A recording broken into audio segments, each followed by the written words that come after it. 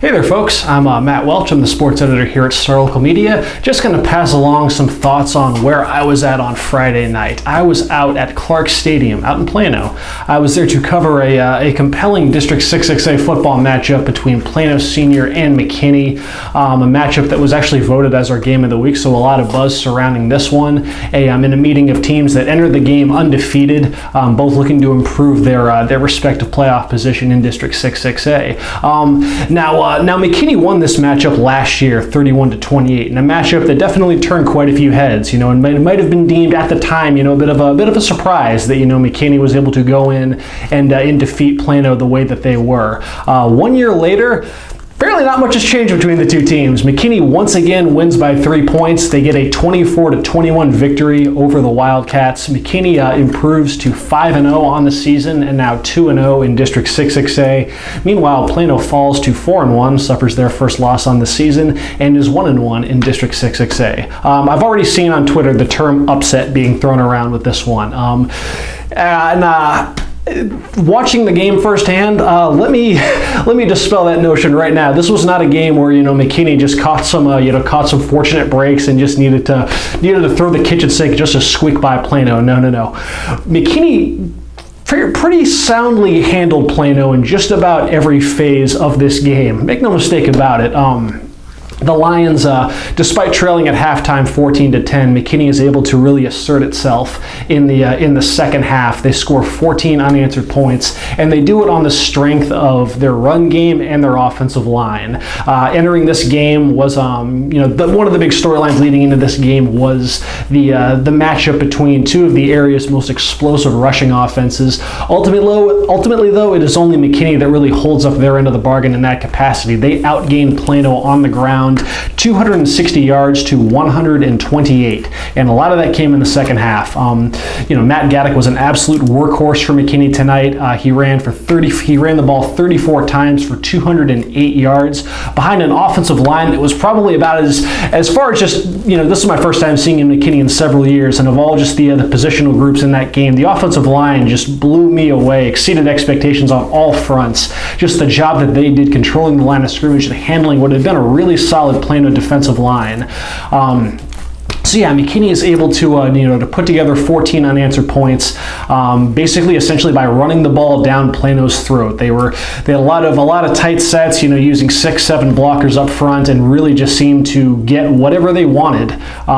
Whenever they tried to run the ball. Now they did mix in a pass here and there. They did the first of those two touchdowns in the second half. They actually dialed up a little bit of trickery. They had wide receiver Quentin Querenbach find Troy Del Griffin for a 3-yard touchdown pass, and then one drive later, Matt Gaddick scores on a 10-yard run to make it 24-14 McKinney with about 9.5 minutes left in the fourth quarter. Now Plano did Plano made it a little bit fun there in the end, because Plano just seems to be in the habit of crazy close wild finishes. Plano blocks a McKinney punt with about 5.5 minutes left, and linebacker Sagal Bua returns that punt 18 yards for a touchdown to make it 24-21.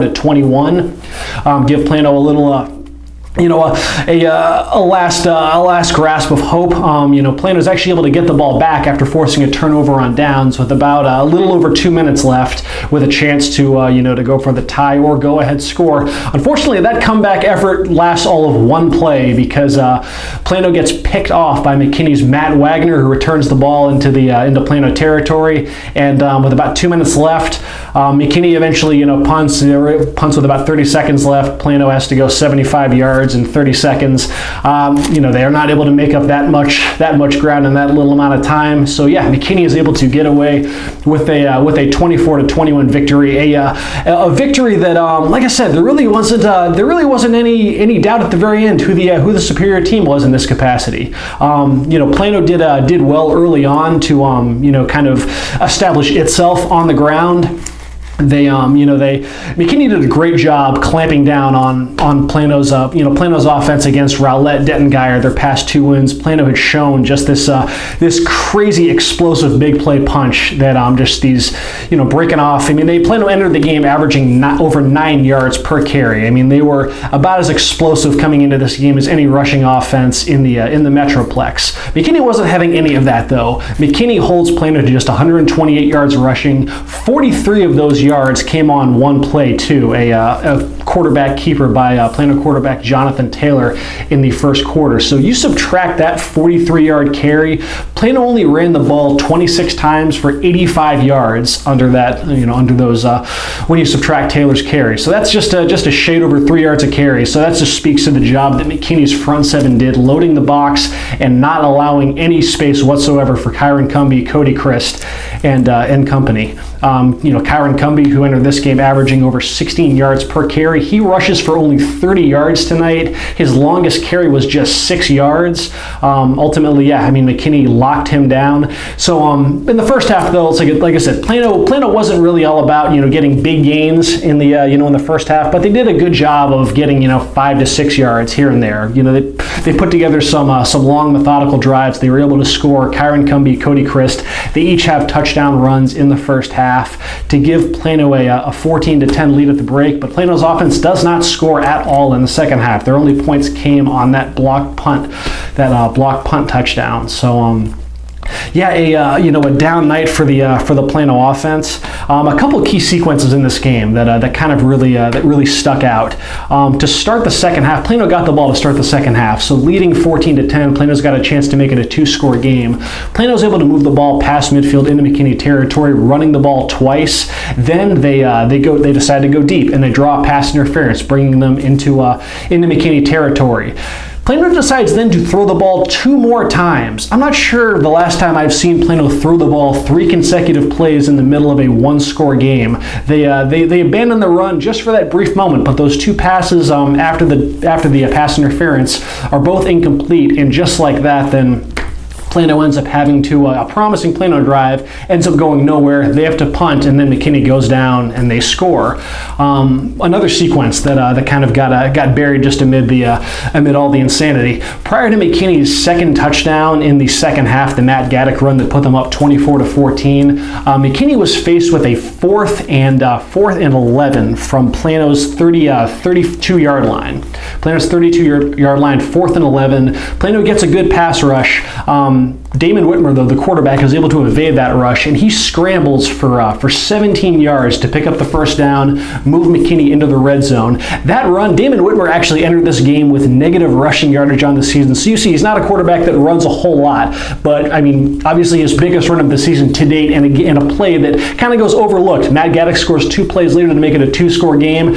Whitmer's run was the difference between turning the ball over on downs and giving Plano a chance to take the lead, and them getting a 10-point cushion to work with in the fourth quarter. A massive play that helped kind of keep momentum on McKinney's side. It was a big win for McKinney, one of the bigger wins for McKinney in quite some time. Maybe since they beat Plano last year. And now, hey, side note, McKinney is now 2-0 against Plano ISD. I'm not sure that's ever happened. So yes, obviously the Lions, things continuing to come up McKinney to start about midway through this season. The Lions are undefeated at 5-0. They have a chance next week because it's only going to get more fun from here for McKinney. They have a big game next week, their homecoming game. They host Dettengeyer in another team that is going to try to do just as Plano did and run the ball at them, use their offensive line. It'll be another great test for McKinney just to see how they, as they continue to try to fortify their spot amongst the better teams in this district and snap an 8-year, I believe it is, an 8-year playoff drought. Plano, on the other hand, well, unfortunately for Plano, they draw Allen next week. Plano, for the 3rd consecutive year, will be entering during the Allen matchup, coming off a loss. The Eagles are undefeated, #1 team in the state. Not exactly the bounce back opportunity that Plano was looking for, but we shall see how that works out for them as they try to recover from another loss to McKinney. The second straight year the Lions have gotten the better of the Wildcats. But yeah, it was a fun game. Definitely a game befitting of Game of the Week consideration. So yeah, it was a fun one. Props to the Lions for getting it done. That is all I had here. To read my story, if you'd like to read my story, you can check that out at starlocalsports.com. You can follow me along on Twitter at MWelchSLM. Because this was the Game of the Week, later on we will be uploading a video chronicling the top 5 plays from the Plano-McKinney game, so be on the lookout for that. Like I mentioned, that will be at starlocalsports.com. I appreciate y'all watching this video, folks. Y'all have a great weekend, and hey, appreciate y'all watching.